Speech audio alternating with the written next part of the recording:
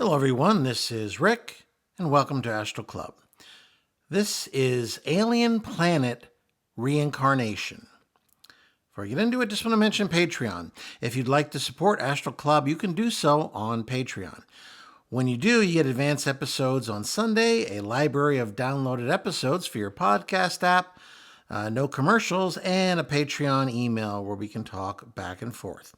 And if you're interested, you'll find a link in the description. Next up, private lessons. If you'd like a lesson to learn to astral project, be glad to work with you. If you're interested in some information, just go to the description. You'll find an email there where you can request further information. Okay. Now, I think some people might be wondering why Peter was assigned to me as my acolyte, as my assistant on the astral plane, and that I was assigned as his teacher. And one of the reasons I found out when I spoke with him about his past. Now, I've already mentioned that his last Earth lifetime was in the early part of the 20th century, where he was a parish priest in Ireland. What I didn't mention, what we're going to talk about now, is he had a lifetime after that. And it was an alien lifetime. And I've had people ask me questions about that from time to time. They ask, well, is it possible to have an alien lifetime? And I've often briefly answered the question, yes, it depends. It's somewhat rare amongst souls that have been currently incarnating on Earth, but it does happen. In Peter's case, he had a unique qualification. He was interested, first of all, which is rarer than you think. He was interested in spreading the word of the Christian gospel elsewhere in the galaxy, which was a very interesting reason for incarnating on another planet. He was also qualified from a soul growth standpoint. And these are two things that do not, in any way, shape, or form, always go together. But Peter had both of these things together. So he had the right to reincarnate on an alien planet. And he'd be allowed to remember a certain amount of his past lifetime with his theology and his basic beliefs. And so he was allowed to go ahead and to reincarnate. The planet that was elected upon was Amphibia. And there's my connection.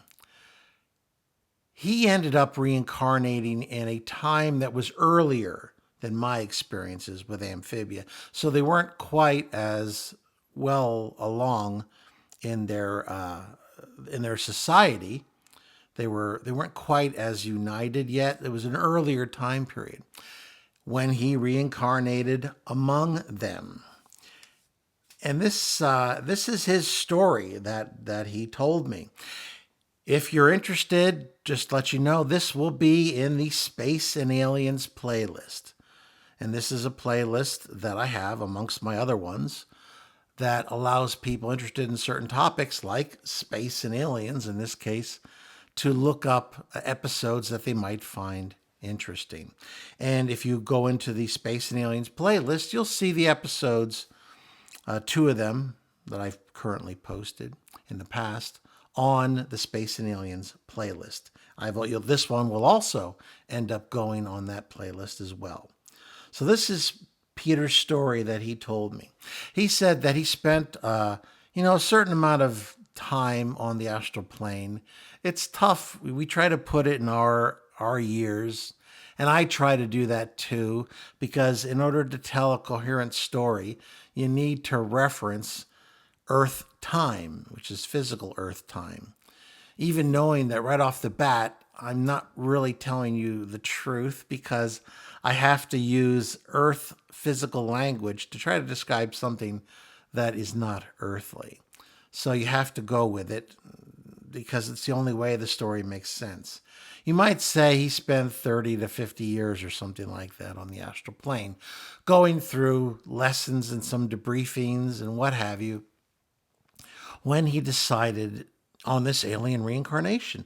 And Amphibia was elected upon because he wanted to go to a place that had roughly the same kind of vibe, the same kind of progress that the province of Judea had had several thousand years ago during the period when Jesus visited.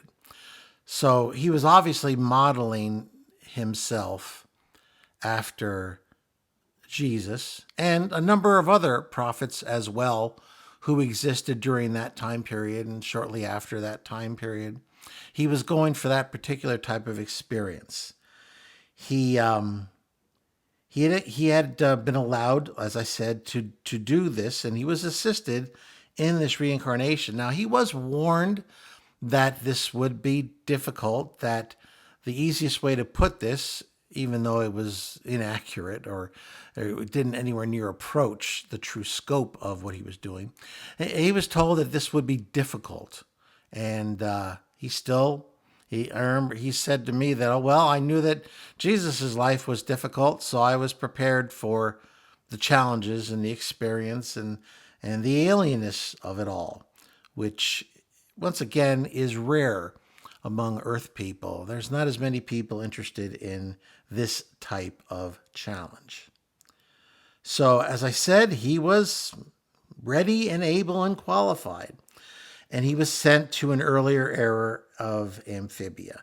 And just for anybody who's newer or doesn't recall, I had visited this planet on 2 different occasions, and I had experiences there. It is a planet that roughly has a race that you might call amphibian. They're air breathers, but they're still very much reliant, especially at earlier times of their life, on the waters of their planet and being close to them. And they still used the waters to repopulate and to have their young. So they're still very much connected with it. And I don't know that they'd be classified by Earth standards as amphibians, but I called the planet Amphibia because it was probably the closest I could think of as a reference point for Earth, and that Earth people would understand. He was born into a small clan. The amphibians, when I visited them, they were very clannish, but they had opened themselves up to a larger planetary society. In this earlier time, they were very much maybe like the old Earth societies several thousand years ago, where people lived and died quite often very close to where they were born. They never really ventured more than 10 or 20 miles or so outside of where they were born. So there was a definite clannishness, certainly in early Earth societies, but also in the earlier society of Amphibia. His clan specialized in harvesting a plant that grew in their ocean, in their seas, that in his mind reminded me the most of seaweed. Although it seemed to be more multicolored in the light. But I think that was probably the closest thing I could think of was seaweed. They would harvest this seaweed in small boats that were made from a variety of substances, plant substances that they were able to cobble together and join together in a primitive type canoe or boat. They would harvest this seaweed, then they'd lay it out over smoked fires where they would dry this seaweed till it became a brittle type of sheet. Once that was done, they would add the juices of, it looked to me like something that might be considered a fish, kind of a cross with a fish. It looked more like a flounder because it was very flat. But so let's call it a fish. I probably was the closest thing. This fish would be juiced, I suppose, is the best word. It was chopped up in very fine pieces, and the moisture and all the juices of the fish would be allowed to ferment for a period of time. And they would then use those ground up fish and juices as a type of spice on top of the seaweed. And they would then eat this themselves. It was their main staple. For Earth people, it would be the equivalent of rice or bread. It was very much their typical staple food. What was left, they would trade with other local clans for their products. Perhaps there might be a clan somewhere that was specialized in making some sort of mud type clay instruments and pots. Or there might be another clan that specialized in making different types of garments from some of the plants that grew in their areas. And they were quite the artisans, some of these people. They were very inventive, albeit primitive, but it's amazing how inventive even primitive people can be, trying to use the natural elements to supply their needs. So this was a big part of his clan, this seaweed. He was born with a group of spawn brothers and sisters. They were born at home in their family mud hut pool. It was a big part of the young stage of the amphibian culture. Young amphibians spend a lot of their time swimming in the pool. It was necessary because the young of Amphibia's skin is very delicate. It must be kept constantly moist, or else it would dry quickly and crack, and that would be deadly for them. So the young quite often spent their earlier periods of time, keep in mind, I don't want to use the word years, because it was completely different for them.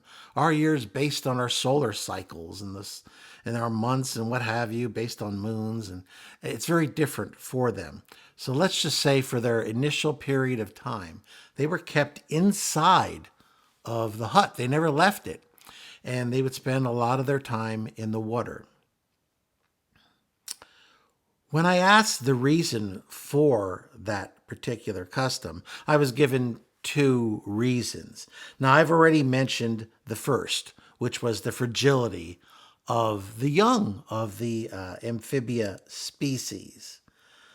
The second one was that in the older times, which still hadn't completely stopped, but in olden times, opposing clans would often raid villages, and they would seize varieties of food and other possessions. They would also seize amphibian young if they could catch them outside of their family huts.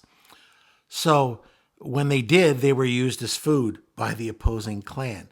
Now, most of that had been stamped out, but it still existed. So there was a very practical reason to stay inside of the family hut, as well as one that was part of their culture because of historical raiding.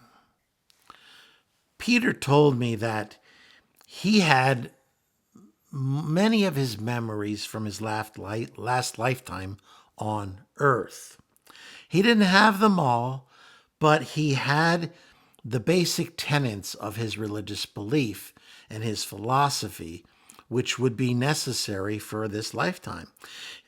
He said that when he was finally permitted to leave his family home, he began to share his knowledge. He would talk about how he had a lifetime on another planet, which was treated with some skepticism by the amphibians.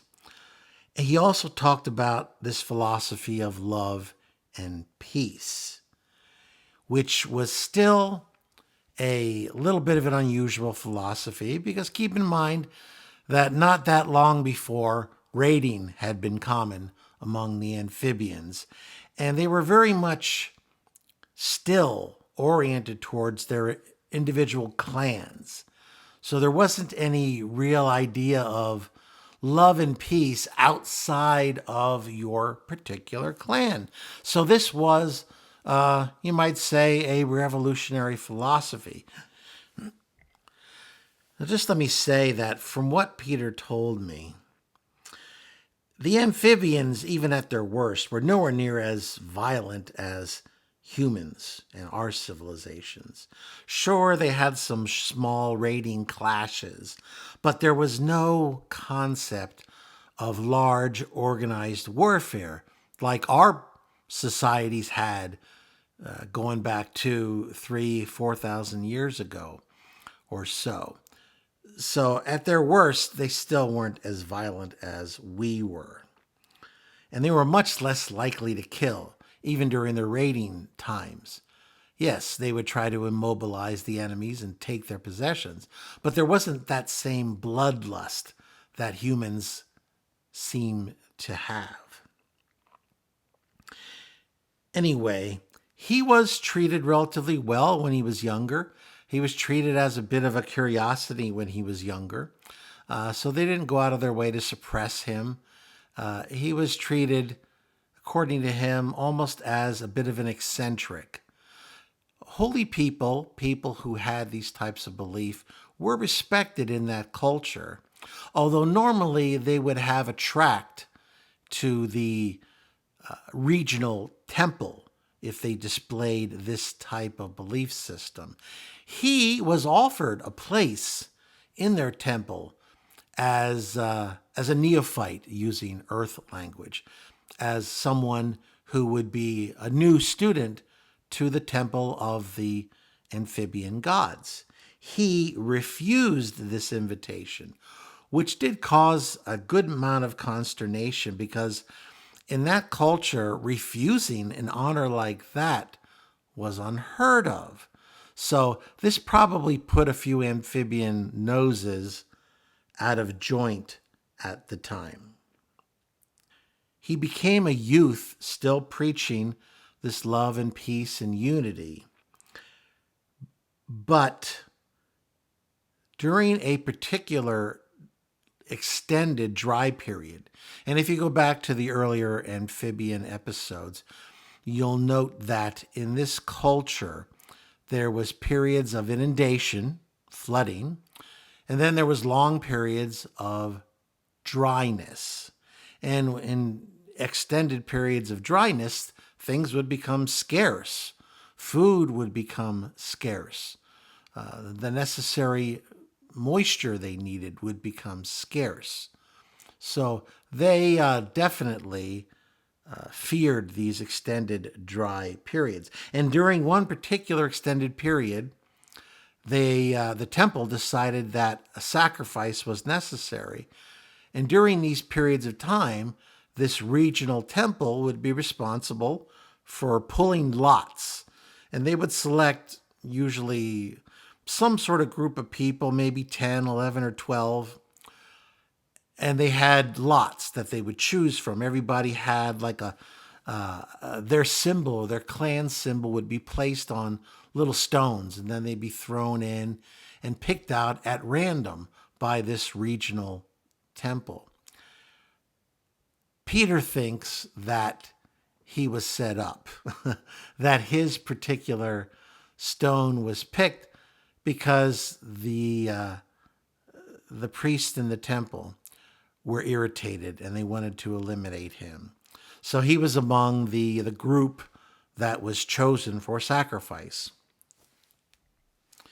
He recalled that he had been buried up to his neck along with the others who had been selected, and they were to be the sacrifices to bring the floodwaters from the mountains that would renew their society. He says that he was in this ground suffering for what was probably a couple different diurnal cycles, a few days on the planet. And he was obviously feeling very weak and very close to death when the floods finally came. And it washed over them and they died. And it was actually a mercy. He looked upon this as part of what he had asked for, because by duplicating, trying to duplicate Jesus' life, he died in a similar unpleasant way. So that was his lifetime on Amphibia. So he wasn't coming directly from his lifetime on Earth to me. He was coming via this amphibian lifetime. And I think I was chosen as his teacher because of my unique connection to that particular planet. So anyway, I wanted to share this alien reincarnation of my assistant, Peter. If you found it interesting, please hit the like button, share it with those of like minds. Subscribe if you haven't already. Very interested in any questions or comments you have. What do you think about his whole idea of, first of all, reincarnating on an alien planet, and secondly, of trying to share his religious philosophy with the folk of another world. Once again, this is Rick, and I will see you on the astral plane.